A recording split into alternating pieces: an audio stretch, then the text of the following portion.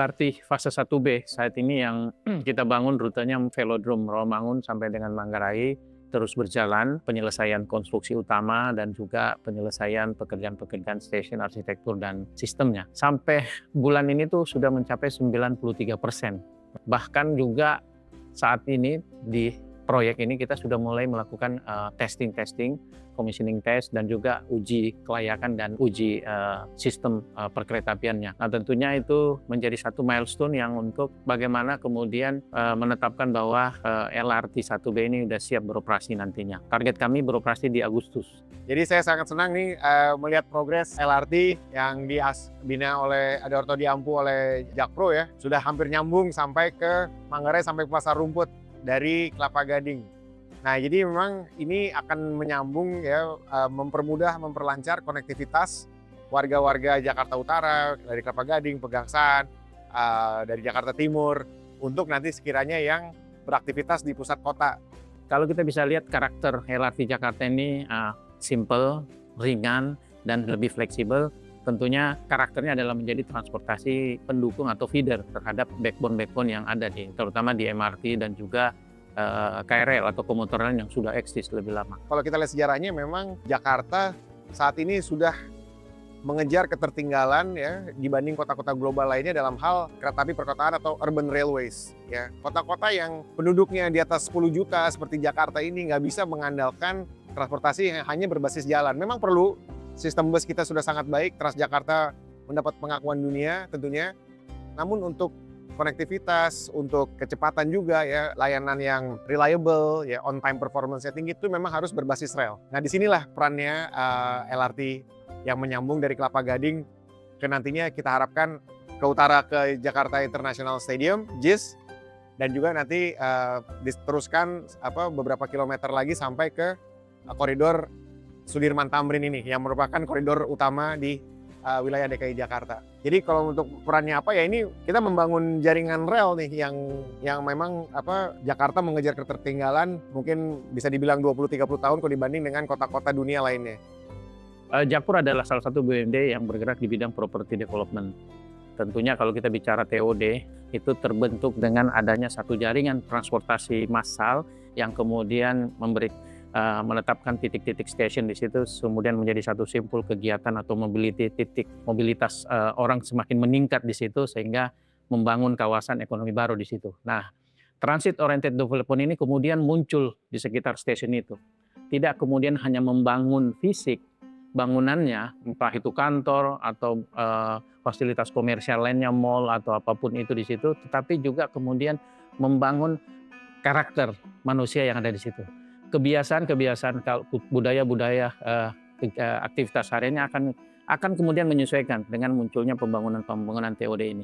Jadi jalur yang sekarang kami operasikan dari Kelapa Gading sampai dengan Velodrome itu kami sudah punya titik-titik potensi yang akan kami bisa bangun untuk menjadi satu kawasan TOD.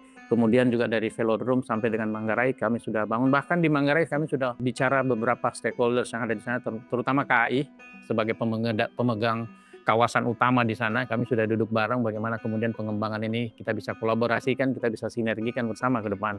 TOD ini kan bagaimana ya mengembangkan kawasan atau meningkatkan intensitas pembangunan di titik-titik yang sudah terlayani dengan baik oleh jaringan kereta api yang berkapasitas tinggi. Artinya supaya semakin banyak destinasi-destinasi ya yang terkonsentrasi dengan intensitas tinggi di titik-titik tersebut. Nah, jadi sepertinya daripada kita misalnya membangun jauh di luar Jakarta yang hanya akan menimbulkan jarak perjalanan dengan kendaraan pribadi yang semakin banyak, membebani kapasitas jalan, ya sudah, kenapa tidak ya memanfaatkan stasiun-stasiun kereta ini di sekitarnya yang masih ada lahan yang bisa dioptimalkan intensitas bangunannya. Itulah yang dilakukan oleh TOD. Dengan catatan kita berharap nanti juga lifestyle ya atau gaya hidup komuter atau pekerja di Jakarta ini bergeser dari yang tadinya berorientasi pada penggunaan kendaraan pribadi, sekarang benar-benar berorientasi pada penggunaan angkutan umum massal. Bisa kita lihat kenapa kemudian Bapak Gubernur menetapkan bahwa ini dilanjutkan ke Duku Atas, karena area Duku Atas kita sama-sama ketahui, Sudirman, Tamrin itu aktivitas hariannya atau weekdays-nya orang bekerja, orang lalu lalang berkegiatan bisnis di sana trafficnya paling tinggi. Kemudian di sana ada MRT, ada juga komuter lain dan Transjakarta. Sehingga itu hub Duku Atas ini menjadi satu titik penting juga, simpul penting juga bagi aktivitas bisnis dan aktivitas ekonomi di Jakarta.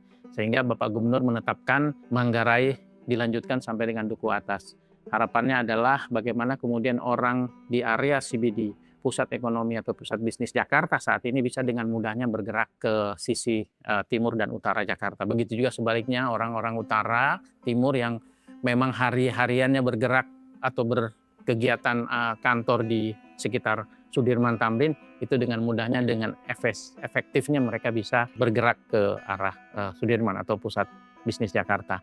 Kalau yang saya lihat ya, Gubernur Pramono Anung ini sangat progresif ya.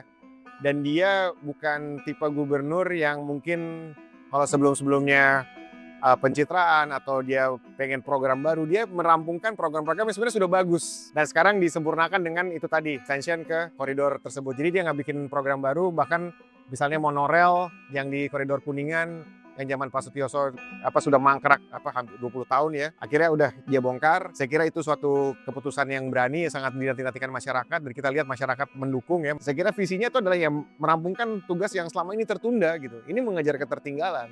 Daripada bikin sistem jaringan baru, merubah sistem yang atau perencanaan yang sudah sangat baik, Mas Pram ini sepertinya mengeksekusi apa yang sudah tertunda gitu. Bapak Gubernur selalu menekankan bagaimana pelayanan ini bisa lebih sempurna, terutama dari aspek transportasi. Di Jakarta kan ada selain LRT, ada MRT, ada Transjakarta. Nah, bagaimana kemudian kami sesama BUMD ini bisa bersinergi, berintegrasi untuk menjaga pelayanan itu. Dengan Dinas Perhubungan juga kami punya standar pelayanan minimum. Standar pelayanan minimum lah itu yang kami jaga, sehingga warga Jakarta juga bisa kemudian bisa menikmati lebih sempurna lagi terhadap pelayanan transportasi modern ini. Dan yang paling utama adalah bagaimana kami bisa mendukung Jakarta menjadi kota global nantinya, mencapai di ranking 20 nantinya. Salah satu indikatornya adalah transportasi modern ini yang terintegrasi. Ya, saya kira dengan nanti rampungnya LRT ini, ya kita berharap bulan Agustus sudah bisa mulai, keretanya sudah bisa mulai berlalu lalang ya.